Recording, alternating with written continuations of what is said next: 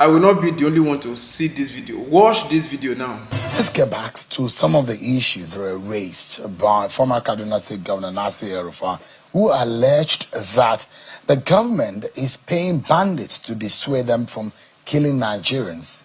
Of course, you know that he appeared on this program on Sunday, where he argued that bandits should be killed and not engaged in negotiation.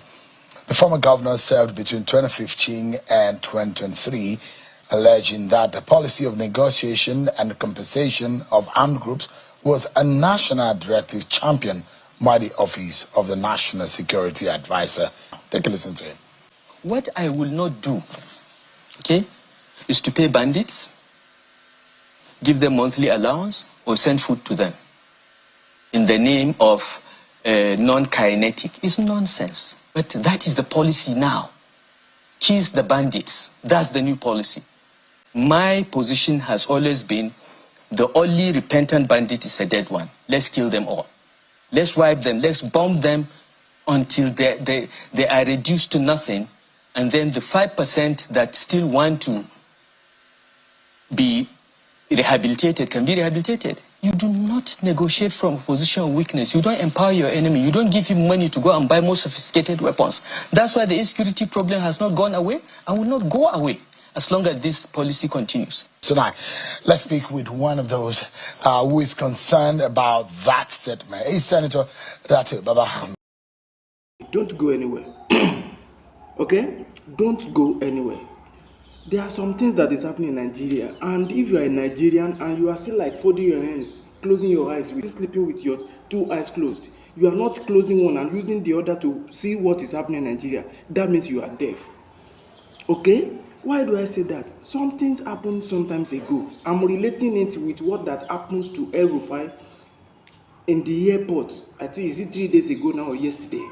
Okay, it's 3 days ago now. Served as FCT minister for 4 years and served as governor, would say that there is a national policy of paying bandits. Do we have a government? Am I a citizen? Are you a citizen? Does Nigeria exist? Or do a pack of people live in a certain territory with another group of people claiming to misrule them? Do we have a government? Do we have a nation?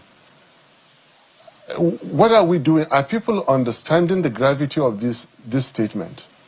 Do we even have an office of a national security advisor? A national policy is official position of government. An official declaration that this is what we shall be constitutionally doing, what we shall be legally pursuing. That's what we call a national policy. It is made public, it is celebrated, it is broadcast to the whole world. Was such a thing held? Why did Nasir say it? If the office, so-called Office of National Security Advisor will take this statement with levity, then Nuhu Ribadu was never a policeman. He is not a qualified lawyer. He should not be in that office.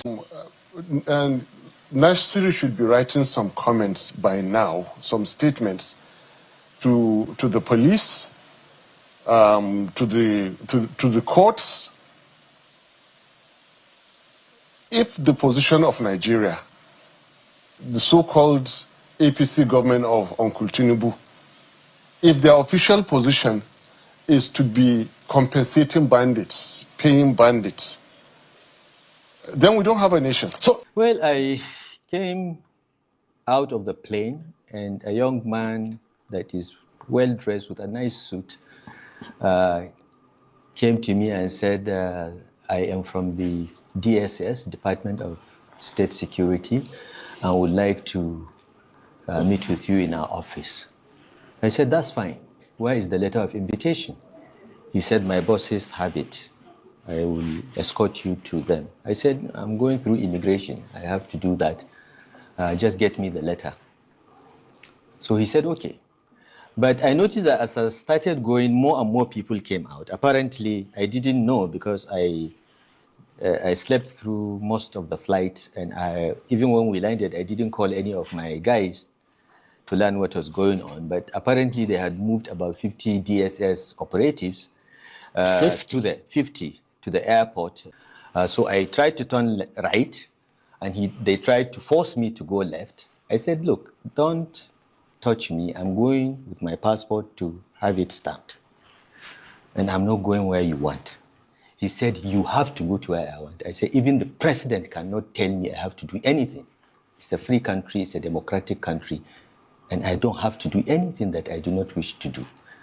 So you are just a middle level or senior civil servant. The president cannot tell me what to do. Don't say I have to. It's inappropriate language.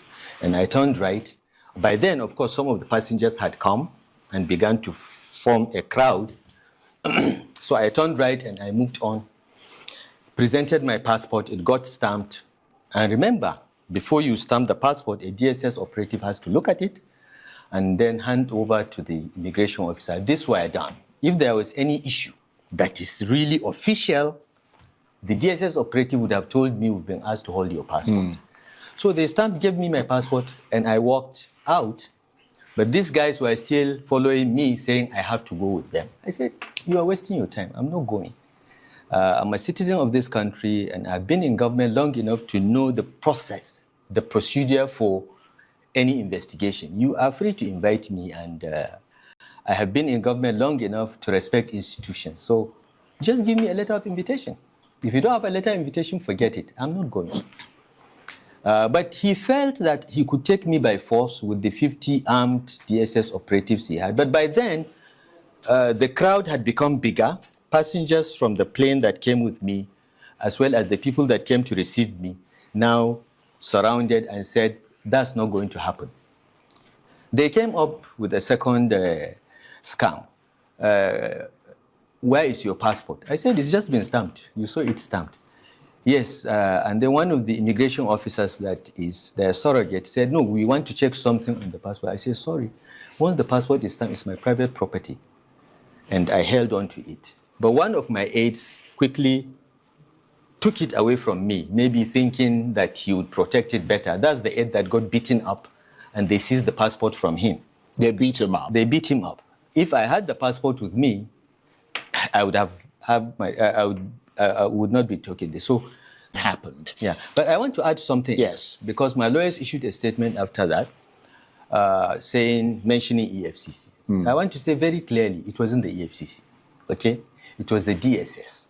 Right. But the DSS were procured to abduct me by the ICPC that has never communicated with me ever, okay? The EFCC had written to me while I was away to say that I would like to have a chat with you over certain issues. And I replied, my lawyers replied that, well, I'm not in the country, I'm on my annual vacation.